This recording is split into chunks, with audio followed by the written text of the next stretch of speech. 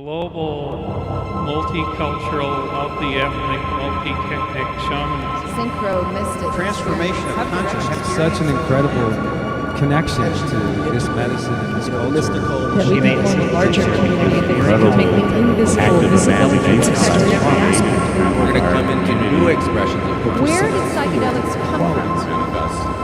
The sacred mirrors were based on a psychedelic experience. Thank you, Palenque Norte. Welcome to Palenque Norte.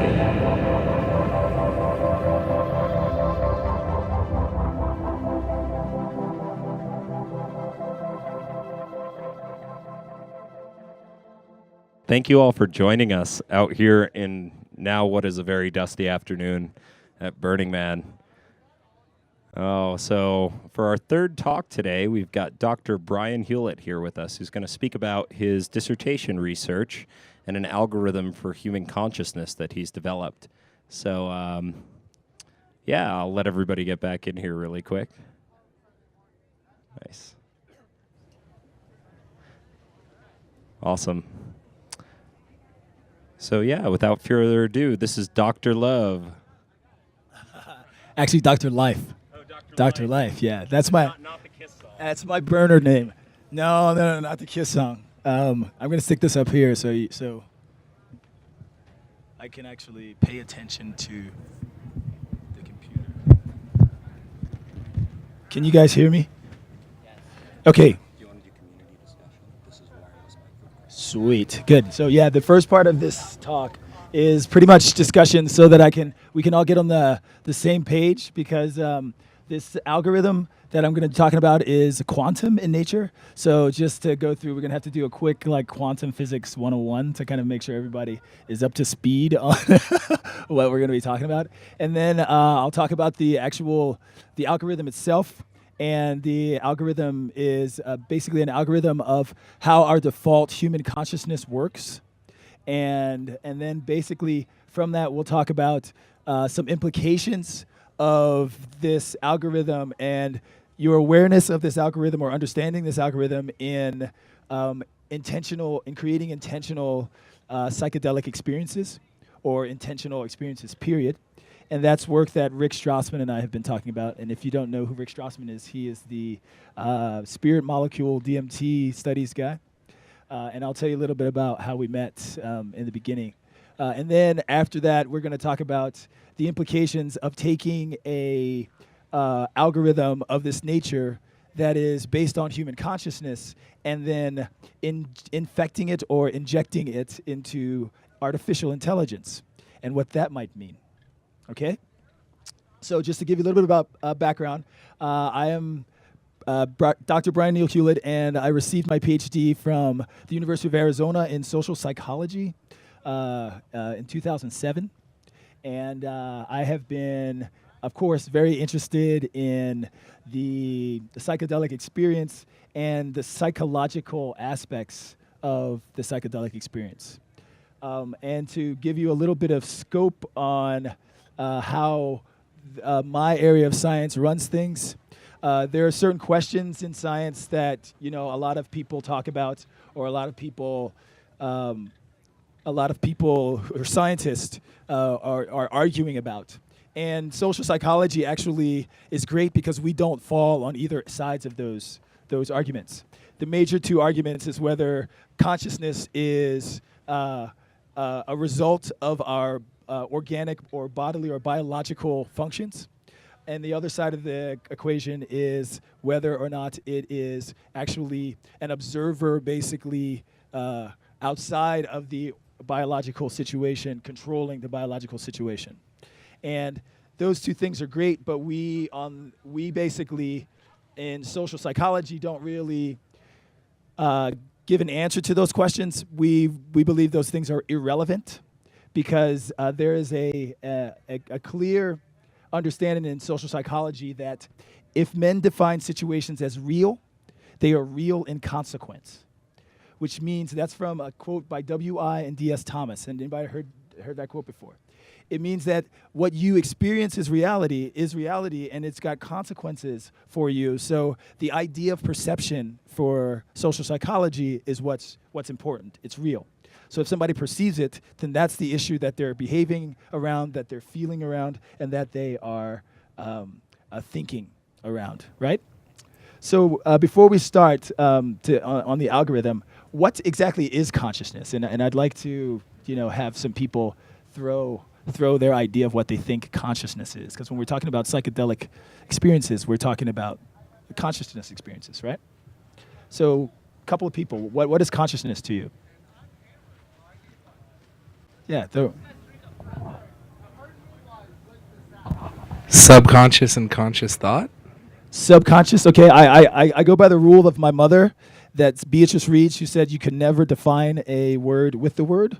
So subconscious is still using the word conscious. So you have to say, what do you mean by that?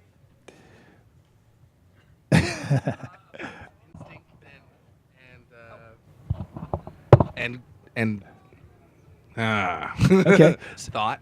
Okay, so using instinct and thoughts to to involve yourself in some kind of Yeah, to experience. interact with Okay. the world. Yeah. All right. Anybody else want to throw out what their idea of consciousness might be? A society of mind of competing elements that compete for sort of the processor. Okay, so society of mind within one mind, or you're talking about society of minds of different minds? Within one mind, but the avatars that are running your mind are talking to Okay. external experiences, and so it's driven as a network. Okay, so kind of a Freudian type thing where you're talking about you have like 2 different or 3 different types of minds talking to each other. And within the mind, you have this almost voting system. Okay. As to what.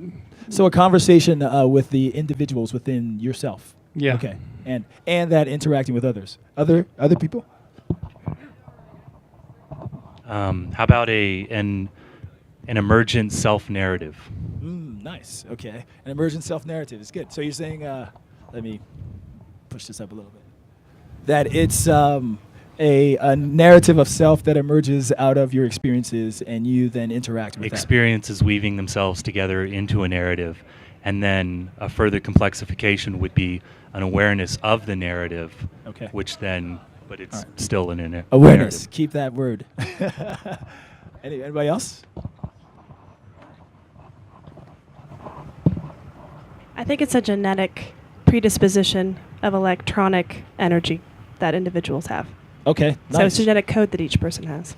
Okay, so you're basically saying it's a genetic kind of experience of energetic. But it's based on kind of the electrons and electricity that each Okay. individual. Okay. So you're on the side of the biology. Science. No, I'm a scientist. Remember. Science. Science is the. By the way, science is the systematic application of methods to inquiry. So when people say they're a scientist, that all that means is that they're using the scientific method to answer questions. So don't get confused by that. All right. Anybody else with the synergy of information and knowing within the moment. Okay, so a momentary synergy of information and knowing. There's a person in the back by the crystals. I have to get her. She's sitting by the crystals, yeah.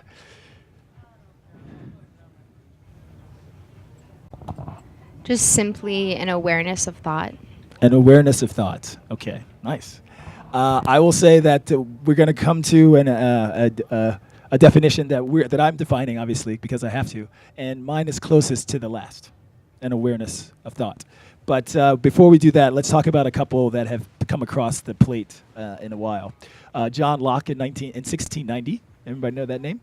Said that consciousness is the perception of what passes in a man's own mind, right? Which is close to what we just said, right?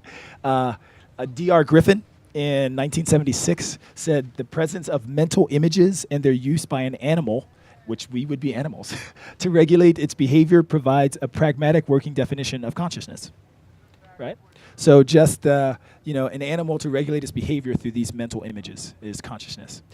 In terms of John Searle in 1997, consciousness refers to those states of sentience, and awareness that typically begin when we awake from a dreamless sleep and continue until we go to sleep again or fall into a coma or die or otherwise become unconsciousness.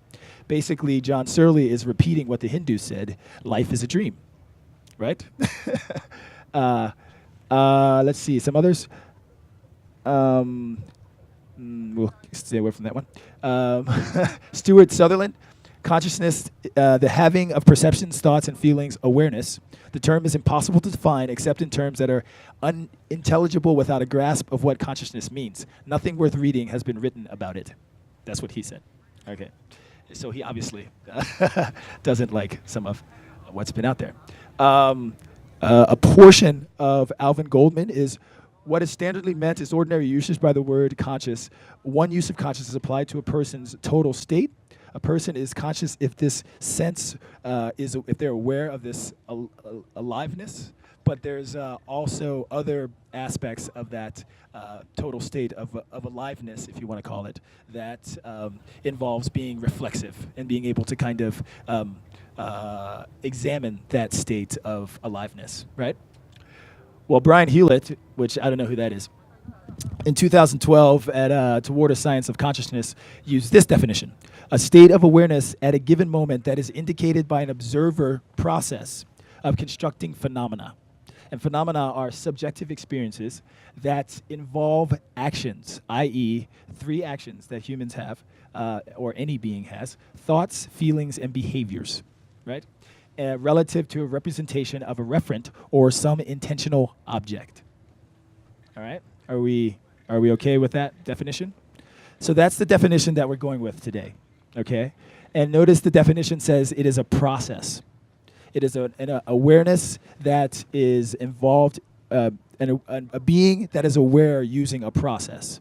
And so this is how we get to an algorithm, because an algorithm is nothing more than a way to state a process, right? Okay. All right. So before we even again go further, we have to come to some kind of assumptions about this consciousness, right? We assume that in social psychology, or in this facet of research, that existence of human observers and their conscious perceptions are experientially synonymous.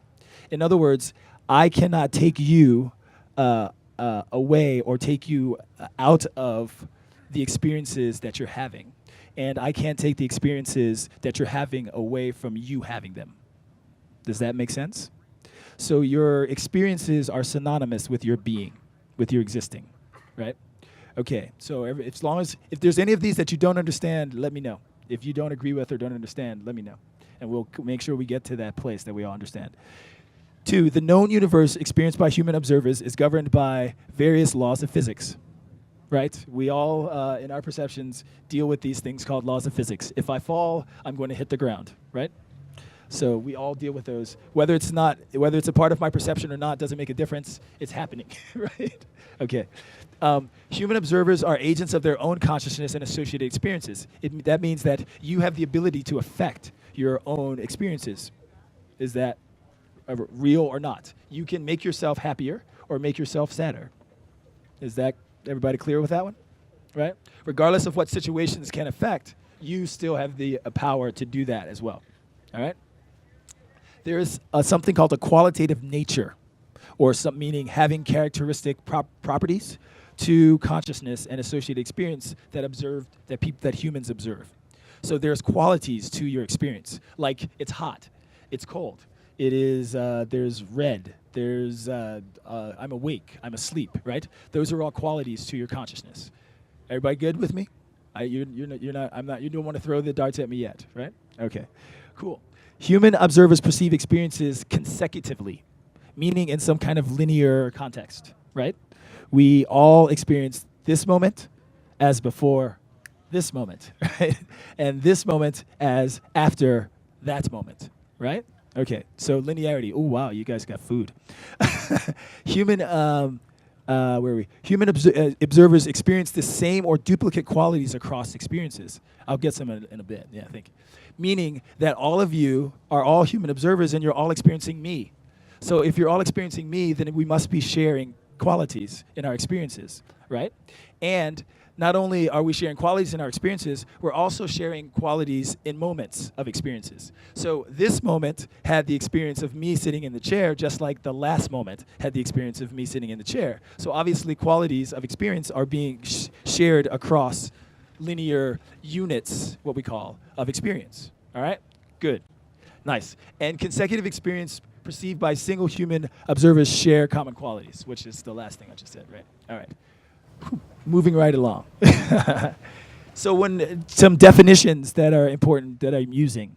Existence, right? When I say existence, I'm talking about all phenomena experienced by or perceived as real or not real, right, to a human observer. That would be like you. You're a human observer. So all the experiences that you perceive as real and not real are your existence. All right? Experience refers to any phenomena or collection thereof that is perceived by a human observer who categorizes those experiences relationally based on some conceptualization. So you all categorize your experiences in relation to each other based on things like the concept of family, right? You categorize family experiences as such. All right? Concepts are combinations of qualitative characteristics or properties that are perceived and experienced by human observers who assign them meaning.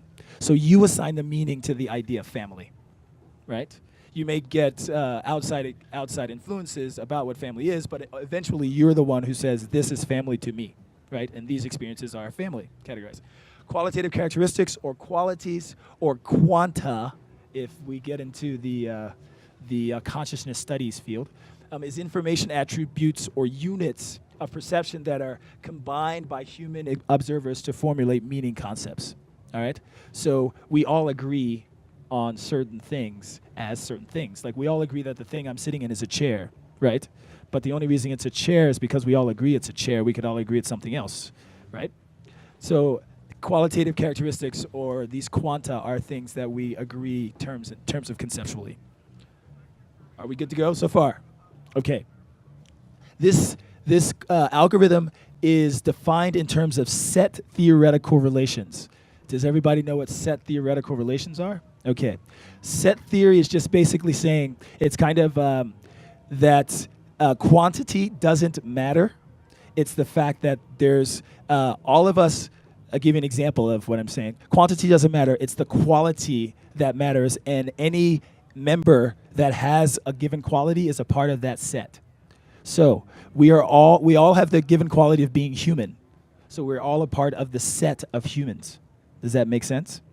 We all are members at Burning Man 2012. So we all are a part of the set of members of Burning Man 2012. The set of Burning Man 2012 is a subset of, what was the first set? Humans, that's right? So set theory is talking about subset and sets and superset. Humanity is a superset of the Burning Man subset of humans, right? And we talk about set theoretical relations is talking about the theory of relations between different sets of different qualitative groups.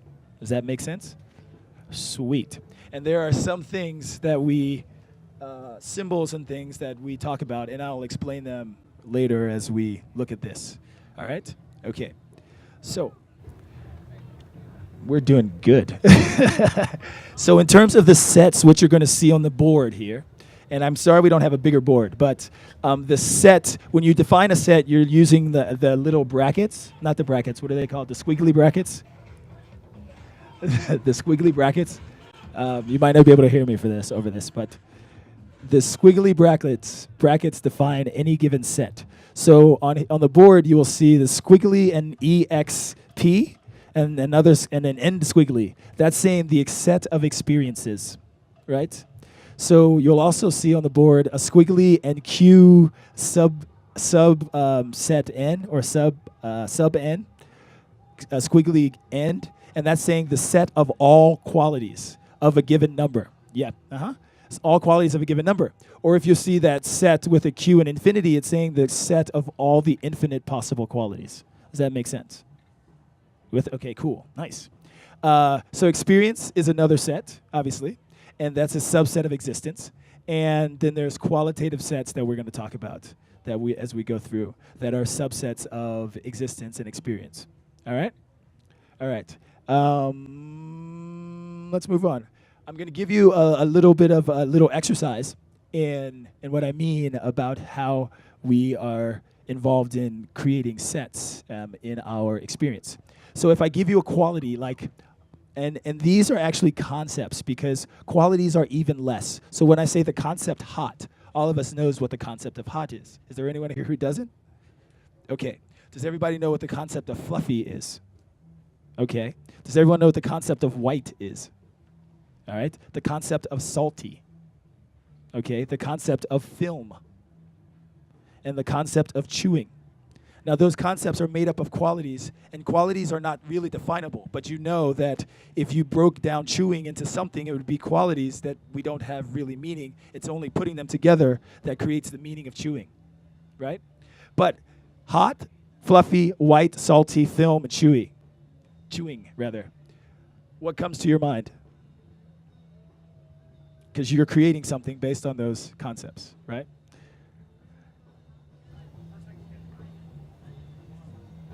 Was a what?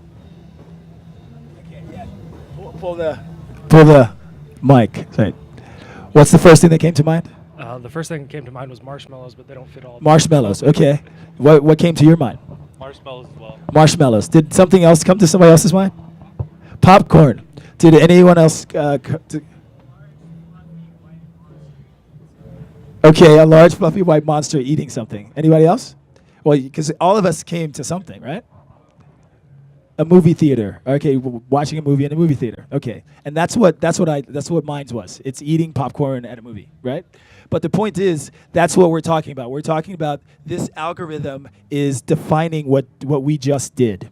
It's basically arguing that all human consciousness is a process. And it is a process of taking these smallest units of existence called quanta or qualities, right? And you, the observer, create a subset of those infinite set of those qualities. You pull out of that infinite set a subset, and that subset you pull together into a set of its own called an experience. And you actually are the observer. What we're arguing with this theory or algorithm is you are the one that's creating the actual experience that you have, because you are the one who pulls the quality from the infinite field, which we call the perceptive field of qualities, and create a subset. And so your subset that you've created, obviously now, it's obviously a large amount of qualities, but you're at Burning Man. You are at this Palenque Norte talk, right? You are a human. You are like all the things that the qualities that we can break, concepts that we can break down into qualities that create your experience at this moment are a subset of those infinite qualities that are possible. And the way I explain this or give people the experience of being able to create something again in a momentary situation is to say, imagine yourself on the other side of the universe floating into a black hole as a piece of galactic dust. And every single person in here creates something in your mind, right? However, none of us have ever been a piece of galactic dust. None of us have ever been to the other side of the universe, right? According to your physical being. None of you have ever floated into a black hole, right? None of those things you have ever done, but you obviously have a set of qualities that you've pulled together to create the experience that you just thought of, right? So this algorithm is talking about that and explaining that process, okay? There's four pieces of quantum mechanics tenets of quantum mechanics that we need to understand in order to talk about this theoretical algorithm, okay? Who here is a quantum physicist? Anybody? Anybody familiar with quantum mechanics? So, okay. So what is quantization? Does anybody know that? No? Quantization. Quantization is the first tenet of quantum physics. And quantization basically argues that we can change anything from an experience of a bunch of qualities into kind of a linear experience that we can make quantities, right? So time is one of the things we do, we quantize. We have an experience and then we break that experience down into different units of time called hours, minutes, whatever have you, right? Wave-particle duality is another aspect of quantum physics. And wave-particle duality is just saying that all energetic experiences or all energetic pieces or all energy is in both a state of wave and particle. And potentiality is wave, where it is not a physical representation, but it's a potential experience waiting to happen. And particle is when that experience actually happens, and that particle happens when an observer collapses on that particle of experience. All right? With me? That part is hard to understand. All right. So if you know what a representation of a wave looks like on a screen, right? Where you have where lines look like this, and then they cross and they go. Okay. So the wave part of wave duality is when the lines are going out and then they come into like an arc and then they come back together until they touch again. That's called the wave duality. Means that if everything was at a line, it would be physical. But since it's not at a line, it's spread out and it's in a potential state. That's spreading out. That represents the potentiality of anything existing. And then when it gets back to that place where they touch again on the line, that's called the particle. That's exactly where it would be physical.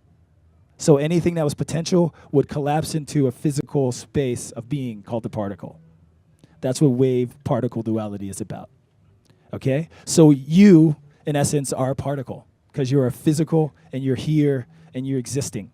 Anything that's existing and not potentially existing is a particle. All right? Does that make sense? Give you a better sense of it. All right? Closer. It's a hard thing to understand. Heisenberg's uncertainty principle is the third thing. And Heisenberg's uncertainty principle, it basically says that if energy is connected in any way and interacted in any way, and usually when they talk about electrons, if they're interacting in any way, when they separate interaction, they have memory of their interactions. And when something happens to one piece of the energy that was interacting before, there will be a result that happens to the other piece, even though the action was happening to this piece. So once things are interacting, when they separate, you do something to this one, this one will experience the thing that's being done to it. Does that make sense? That's Heisenberg's uncertainty. That's related to Heisenberg's uncertainty principle. And he says that if you try to basically define what's happening to one of those pieces of particle in one space, and from the other space, you will be less certain about all the other things about it. All right? And I'm trying to make this as less scientific as possible so you can understand what we're saying. But basically, when these two pieces of energy are separated, if you do something to this one, something will happen to this one. And if you try to define this one based on what you know about this one, you will be less likely to understand what else is going on around or involved with this one because you're focusing on just certain aspects of it.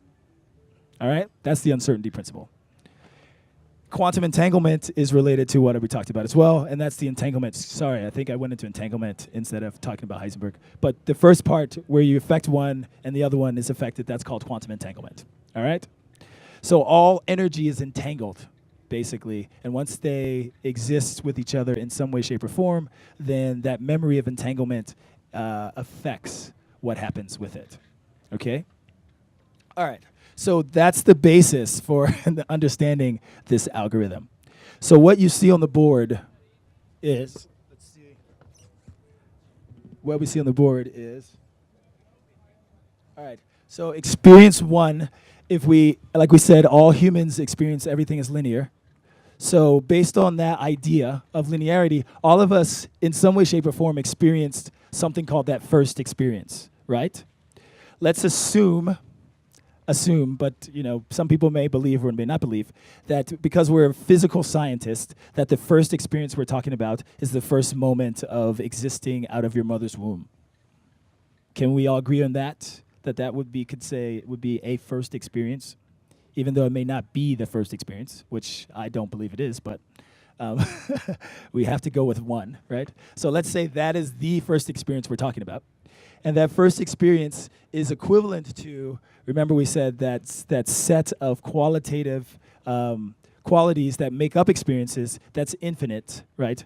Minus what we call the absence of the absence of whatever qualities are created, are not created, the absence of whatever qualities are created in that experience. So when you're born, right, you have a certain set of qualities like saying, again, being cold, light that you haven't seen before, say, what else? What happened when you're born? Wet? Because you're just coming out of your mother's womb, right? So those are a few qualities that you might experience, and those are actual part of the set of qualities that you are experiencing. So experience one includes the infinite minus the ones that you are not experiencing. That's what that says, right? In other words, the ones you are experiencing is what it is, right? But you can't define that in terms of the algorithm. You have to define it the opposite way, right? So that's what that one is, all right? Then experience one, we move to experience two, because the next moment we have another experience, right? And that experience is not the same as the first experience, right? If the experience two was the same as the first experience, what would be happening? If all experiences were exactly the same, what would we experience? If this moment was exactly like the next moment, and the next moment was exactly like the next one, what would we experience? There would be what? A freeze. There would be a suspension, like time would be suspended. Linearity would be suspended. We would not experience any kind of movement in time. We would only experience suspended animation, right? So since we don't experience suspended animation, obviously experience two is not equivalent to experience one, right? All right, now you're doing good. You're doing with me. All right, so this says experience one is a subset. This little C thing means subset. It's a subset of the infinite set of qualities that potentially can make up all experiences. That makes sense. We already said that, right? Okay. But we also see that experience two is a subset of experience one. All right, now that's the hard part to get to when people have to get to. Why is experience two a subset of experience one? Well, like I said, going back to what I said before, I'm sitting in this chair, right? And this is experience two now, say. And a moment ago was experience one.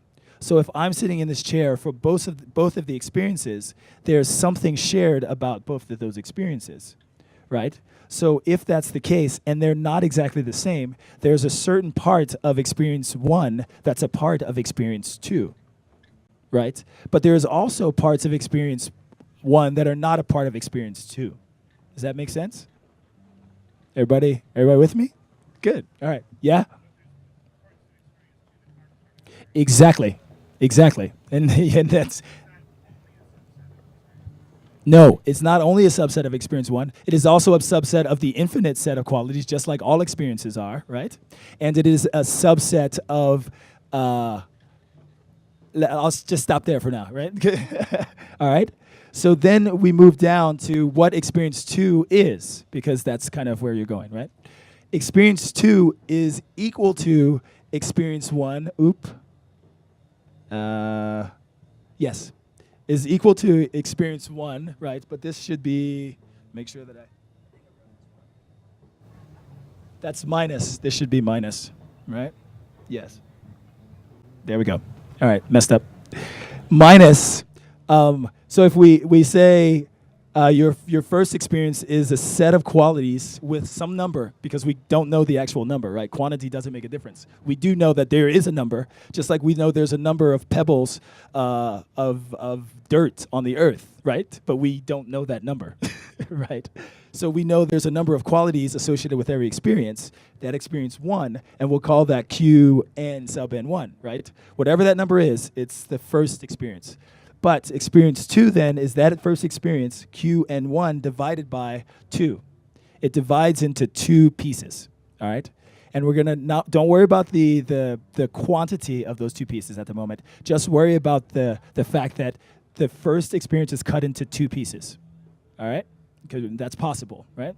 So it's a ratio now. We now have a ratio of one piece of experience one to the ratio of the second piece of experience one, right?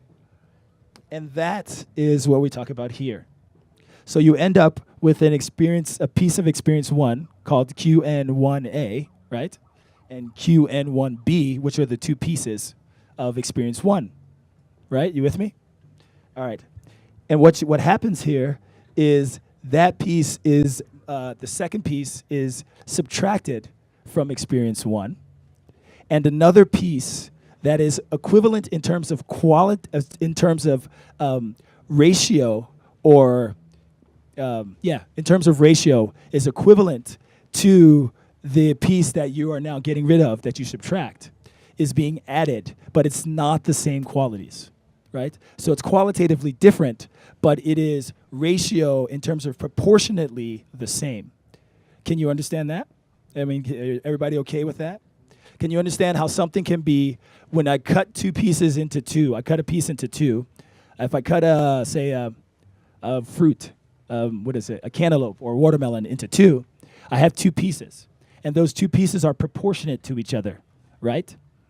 So I can take away one piece of that watermelon and cut another watermelon, right? That's not the same watermelon, and have another piece, the second piece of the second watermelon, be the exact same proportion of the first piece to the first watermelon. Does that make sense? And I don't need to know what the number is of the exact measurement of that piece, right? I can understand that it's proportionately the same. But at the same time, that second watermelon may be green and not ripe, right? But the first watermelon was red and ripe. So proportionately, it's the same, but qualitatively, it is not. Does that make sense? Right. So that's what we're saying here. We're saying that that second piece, which you add QN2, QN2 is going to be proportionately equal to QN1B, but not qualitatively equal. Does that make sense? Yeah? Why is it cut in two? Because in order, as we're talking about, this algorithm is talking about the process of your momentary consciousness, right? So you have, at this moment, given moment, you have a set of qualities in your experience, but at the next moment, you don't have those same exact qualities, because remember, if we did, it would be suspended animation. We don't. What's happening is we're actually taking pieces away from that experience and pulling other pieces, like we said, proportionally, and merging them together to create the next experience. Okay. About experience 1 and experience, you're just talking about experience 1 and experience 2. Yes. When experience 3 happens, then it's 1/3. No. Well, I'll get to experience 3. Well, okay. But we're just at experience 2 because I have to make sure that you follow the algorithm before we can get to experience 3. Is that cool? All right, cool. That's a good question. So what we're talking about, you're correct. It is experience 1 and experience 2 that I'm talking about here, and that's it right now. Right. Okay. All right. So what we've done is we've said that in order to create momentary experience 2, we've split experience 1 into 2 proportions. One proportion we've called QN1B. We've thrown back into what we call the perceptive field, right? We get rid of those qualities, and we take QN2 and we pull that in from that field of perceptive qualities and merge it with what we left, QN1A, right? And that becomes experience 2. That is experience 2. Okay? So in terms of experience 3, what happens is the exact same process. All right? It now takes, because once you've merged those two, you now have one subset again, right? You now have one set, and you do exactly the same thing. So by what this algorithm is arguing, 5 minutes. Whoa! This algorithm is arguing is we basically do this momentarily. We do the same process. We have an experience that we pull together. We chop that experience into 2, throw a piece of that experience away, pull another piece, merge it together. We have another experience. Then we chop that, pull that, throw that, pull another piece in, and merge it. Chop that, throw that away, pull that, and that's the default process of consciousness. Right? That's what this algorithm is arguing. Yeah. No, go ahead. No, I'm. This is a good place.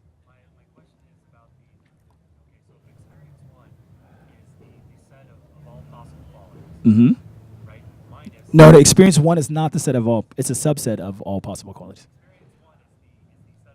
Uh-huh. That you did not use. Yes. Right. Right. Two. That's correct. Right. Now, I don't get why experience 2 would be a subset of experience 1, and the reason is because experience 1 is all possible qualities minus all qualities not used. Yes. Experience 2 has any qualities that weren't used in the first experience. Then how could that be a subset of 1? Because subsets do not. There's different types of subsets in set theory. Right, there are subsets that include all qualities of a set prior, or all, and then there are subsets that are defined as some qualities. So there's like merged subsets, which would involve only the qualities that existed before. So, and I can't get into total sub theory with you, but I'll talk to you about that afterwards and talk to you about the different types of sets that can exist. And what you're so the type of subset we're talking about is not a subset that does not involve any qualities that were not a part of the subset before. It involves some qualities that were. It involves a portion, right? A portion of the qualities from this, from where we, from the ones that were not. It involves a portion of these, right? You're right. Okay. So we've got about 3 more minutes, right? So let me try to give you the implications of what this is saying. So basically, if we understand this process and we become aware of this process and we follow this understanding, then we can understand that we can create, right, qualities in different ways. We can create experiences in different ways. One, we can change the proportion of how we chop our experiential qualities or subset qualities, right, to make different proportions, right, which would change the experience that we have. So we can also then not just change the proportions, but we can actually use what you're talking about and either use more of what we have experienced before or less of what we have experienced before, right? Qualities that have been thrown back, which are entangled with what we've already done, or qualities that are totally new that we have never experienced before, right? So if this is the case, this is the implication of this kind of theoretical process. And not only is that an implication, but if we can do that, then we could actually, if we think about it theoretically, we could actually create an experience 2 that has zero, right? Zero qualities that are associated with experience 1, which would mean what? What would happen if you were able to do that? If you can bring yourself to do that? If this experience, momentary experience, was experience 1 and had no qualities of the next experience, what would happen to you? You would shift into a different place or space and time.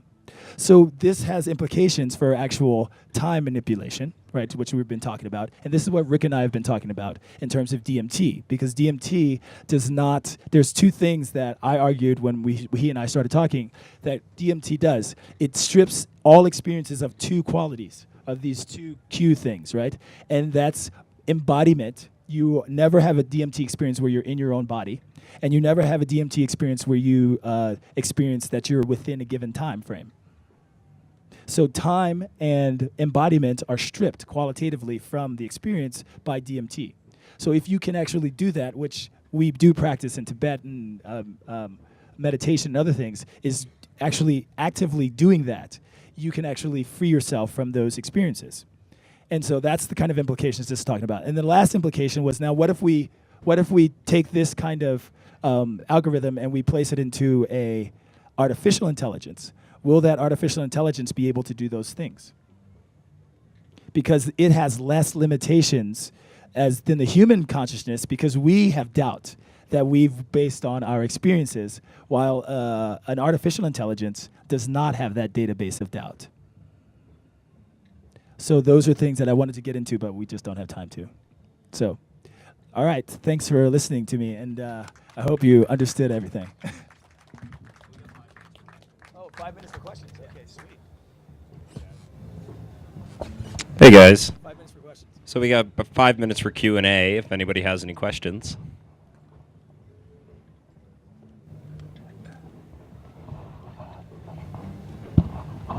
So when you're asking or commenting on DMT experiences not being embodied or contained within your own body, is that like a breakthrough experience? Because I feel like I've had like small experiences, like with low dosages, where I still felt like I was an observer in the same body, kind of watching things happen.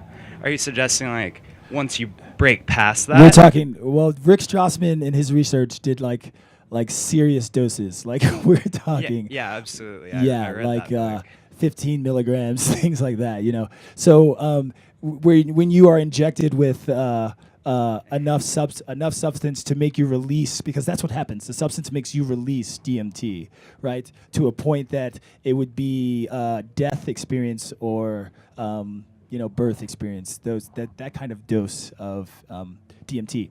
And every person who experienced those doses in his research experienced experiences that did not have embodied, where they were not embodied and where they were not. There was no time. They experienced no time. Everything was endless, right? So I wouldn't say it's a breakthrough experience. I would say that it's maybe dosage. Yeah, yeah. Any other questions? Wow. Okay, there we go.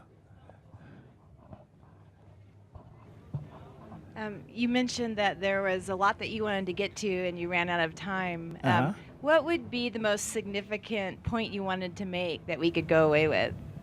The most significant point is that if you understand the default process of your consciousness and you work with that default process and start to pay attention to that process, then you can actually start to manipulate the process, just like you can manipulate any process that you understand the process to, right? That you understand the algorithm to that process. You can, for instance, if you are in a spaceship and woke up in a spaceship and you did not know how to operate it, right? And when you figured out how to operate it, you could then what? Go to wherever the hell in the universe you wanted to, right? And so this is the point that I'm saying. That would be the most significant thing, is for us to be able to understand the default process of our consciousness, which, by the way, this mimics the Fibonacci and sequence, right? And the golden ratio. So when we're talking about the two pieces, it's the ratio, right? And if we understand that process, then we can actually then start manipulating it and using it to change our experiences.